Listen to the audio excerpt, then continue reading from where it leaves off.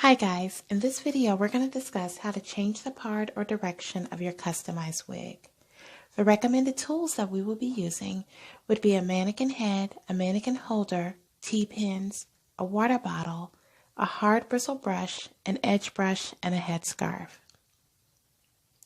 The recommended products we'll be using would be water and foaming wrap lotion. So many of my clients have asked me how to change the part in their customized wig.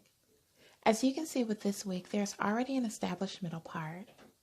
In this video, I'll show you a few simple steps on how to remove your part, change it, or just simply change the direction of your hair. You'll start by fully saturating the roots of your lace closure. You want to make sure your roots are completely saturated so that you can easily loosen the hair from its existing part and avoid breakage. Once the hair is completely loosened, you're going to take that wide tooth comb and completely remove the part. Once that part is completely removed, you can then decide if you want your new part to be to the left, right, or middle.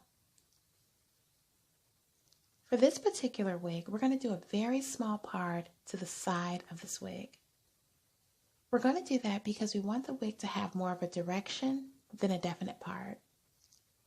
That side part is going to ensure that those tracks to the side remain covered. So once we've made our part, we'll then take our Denman brush to completely detangle the hair and smooth it out in its new direction.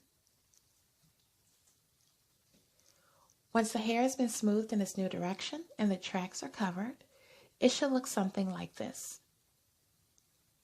We now need to set and mold our hair in its new direction. We'll do that by adding a little foaming wrap lotion to the top layer of our closure.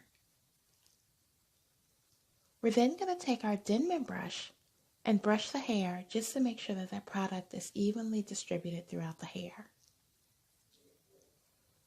Once that's done, we can then add our baby hair. We'll do that by adding a little foaming wrap lotion to the hairline and then gently brushing those shorter hairs toward the front. To blend it back, we're going to brush our hair in a circular motion and we're going to brush it into the rest of the hair. So we just have a few hairs framing our hairline. We'll brush it forward, place our finger, and brush it back. A closer look. Brush it forward, place your finger there, and brush it back. We're not looking for any intense baby hairs, but rather we're just looking for a few strands to frame our hairline. Once you did that, your wig should be looking like this. Your hairline is completely set. Now, if you decide that that part on the side is a little too deep, you can always go back through with your hard bristle brush and slowly start to brush that part out.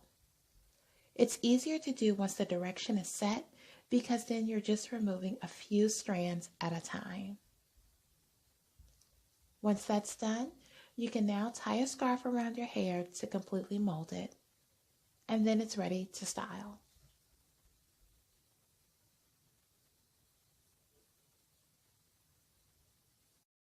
For more wig maintenance tips, please visit IdrisHair.com.